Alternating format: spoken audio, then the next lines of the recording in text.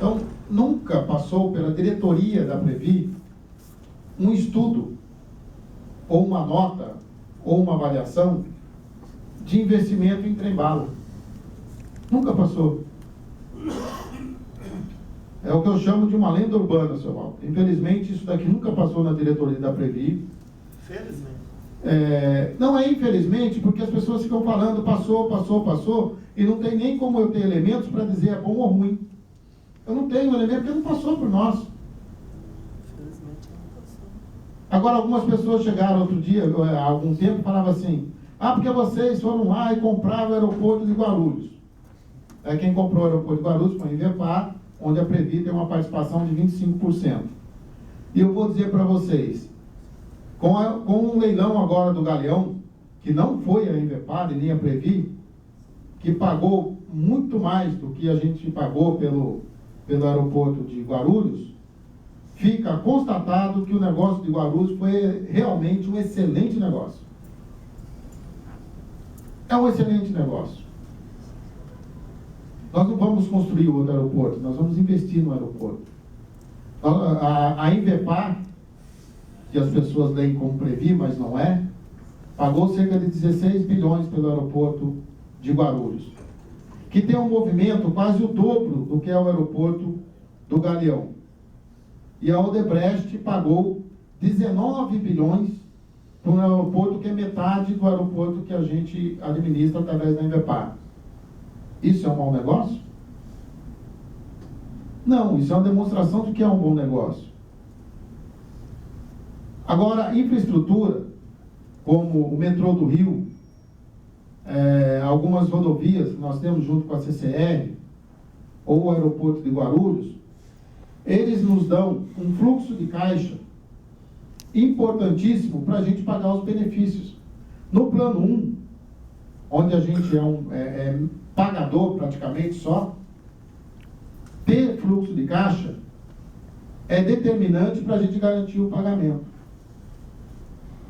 A gente recebe pressão do governo para fazer negócios? Claro que a gente recebe.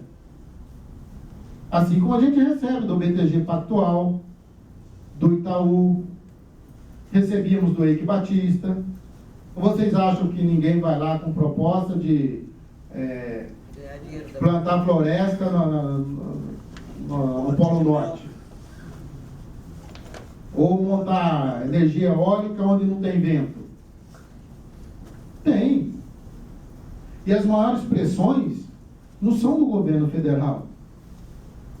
As maiores pressões não são do governo federal.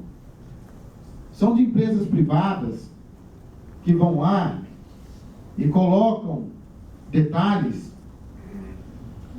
que a gente pode ler por suborno.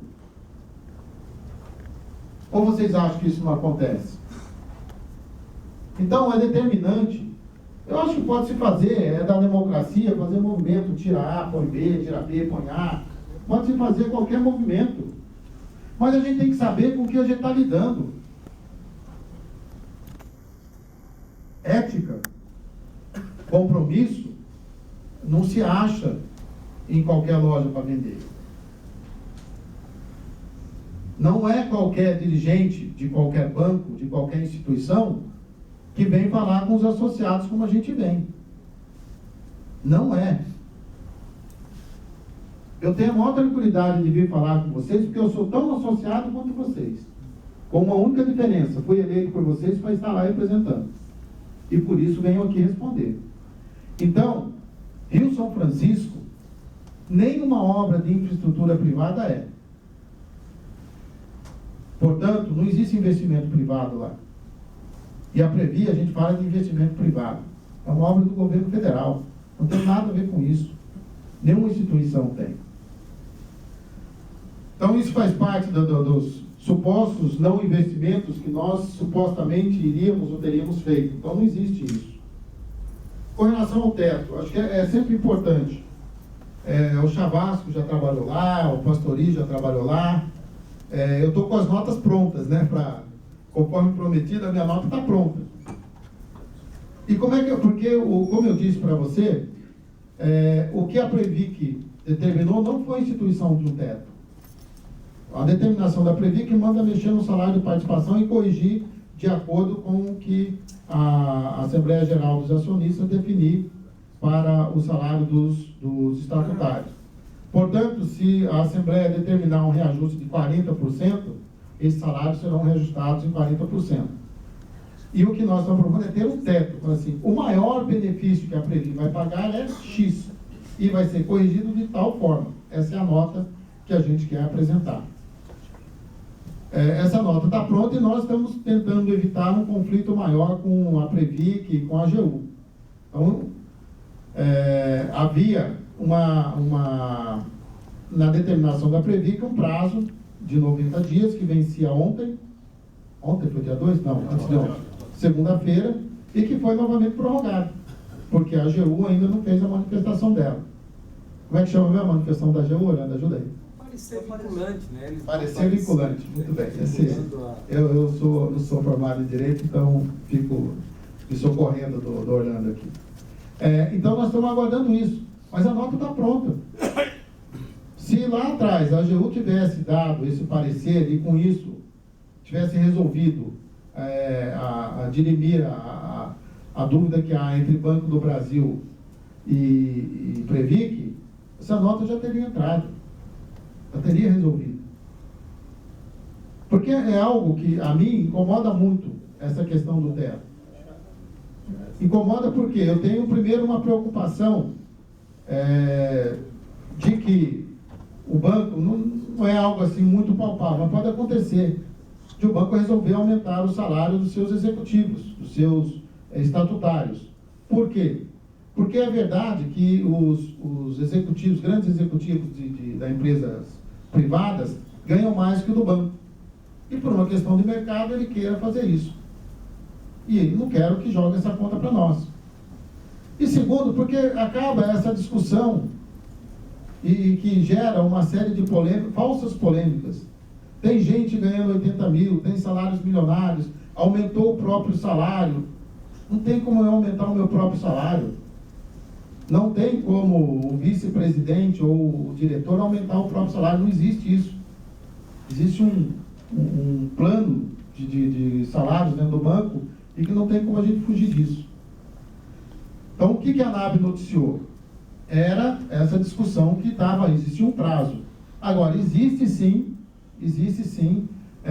uma informação incorreta nisso, que é o que eu falei para você. Uma coisa é salário de participação e outra coisa é teto de benefício, são coisas diferentes. A determinação da Previ fala de salário de participação, mexer no salário de participação. Eu determino que o seu salário de participação é tanto. Estava conversando com o colega, ele ganhou uma ação. Então, a ação que ele ganhou, o juiz mandou mexer no salário de participação dele.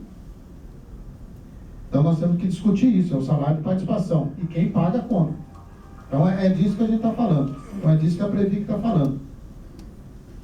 Então, o teto depende de mim.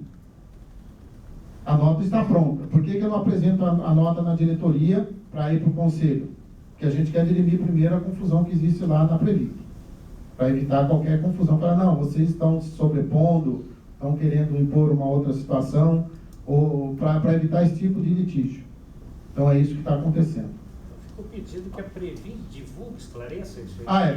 Tem o que você falou aqui, sobre comunicação. Acho que essa é uma questão. Eu assumi há 1 ano e meio na Previ. Antes disso eu era diretor na Contraf. E uma questão que eu sempre me preocupei foi com a comunicação. É que jornalista, advogado vão acabar com o mundo, né? Bem, uma comunicação falha é terrível.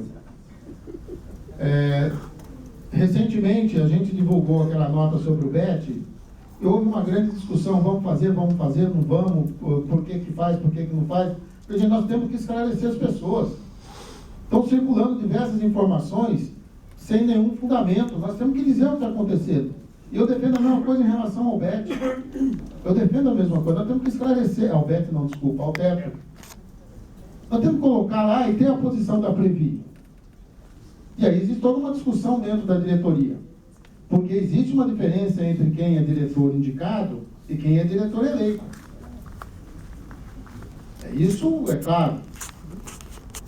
Muitas vezes a gente tem que chegar lá e as discussões são longas, e isso não vai fazer, isso vai. Às vezes as pessoas perguntam, vocês mesmos têm dito que o voto de Minerva só foi usado 2 vezes. É verdade. Significa que nós estamos compactuando com o banco? Não. Significa que muitas vezes os caras do banco retiram as notas. E muitas vezes a gente retira também. Não vai ter acordo? Não. Então, para. Recentemente, isso pode ser dito, porque é um fato, o banco queria que a Previ adquirisse uma série de imóveis, eram 2.000 imóveis, né, do banco, para fazer fundo para o banco. Então, como seria? A Previ compra os imóveis, bota o dinheiro lá, o banco vai ter fundo para trabalhar e vai pagar. É um bom negócio? Depende. Se fosse só prédios de primeira linha em grandes cidades, seria ótimo. Mas não é. Qual é o problema? Como é que você administra esses imóveis? Eu sou de uma cidade lá do interior de São Paulo, de Bragança Paulista. Então tem lá um imóvel. Você imagina a Previ ter que ter uma estrutura para trocar as lâmpadas do prédio do Banco do Brasil em Bragança Paulista. Não dá para ter uma estrutura da Previ na cidade de Bragança. Vamos fazer o quê? Lá em São Paulo? Aí a pessoa vai sair de São Paulo com um carro para ir em Bragança Paulista trocar uma lâmpada? Então é inviável. O que foi feito? Foi feita uma discussão e foram os eleitos. Na época, o Saceron, o Paulo e o Vitor falaram, não, esse negócio não vai rolar. E o negócio não rolou, vocês não ouviram isso. Então, dizendo assim, os eleitos estão sempre ali se debatendo contra as coisas. Agora, a gente, se o negócio não se concluiu, não foi para frente, eu tenho que ficar dizendo que ele existiu? Então, essa é a dúvida. O cara apresentou uma proposta que a taxa interna de retorno era de 4%, que, portanto, não nos interessa. Eu tenho que dizer que essa proposta existiu? Não sei, a gente entende que não. Chegam inúmeras propostas por dia, por semana lá na Previ. Algumas são descartadas e pronto. Nem estuda. Se não tiver dentro do parâmetro, se o proponente não tiver dentro do mapa de risco, não tiver considerado como de baixo risco, tem todo um rate que nós próprios da Previ que definimos, nem é discutido, já é descartado. E a gente está fazendo isso, ó. Chega um banco, vocês não viram a Previ em negócios com o Pan-Americano, com o Banco Santos e outras empresas assim, porque eles não se enquadram no nosso rating de risco. Então já é descartado, né? Nem adianta chegar. Às vezes é recebido só por uma questão de boa educação. Pois não, o que quer, está aqui, não se enquadra, muito obrigado, café, água, tenha um bom dia. É assim que funciona, ok? Nos duas aqui, depois vamos lá para o fundo. Bom dia, colegas. Meu nome é Cristiana, estou na direção do Sindicato de Bancários aqui de Porto Alegre agora. Eu tenho umas considerações a fazer sobre o que tu falaste para nós. Principalmente no quesito que diz, não, a Previ é um plano para pagar benefícios. Nós não somos e não podemos ser ingênuos de imaginar que a Previ é só isso. A Previ, ela é gigante, este é o ponto principal da Previ, mas ela é gigante, ela tem um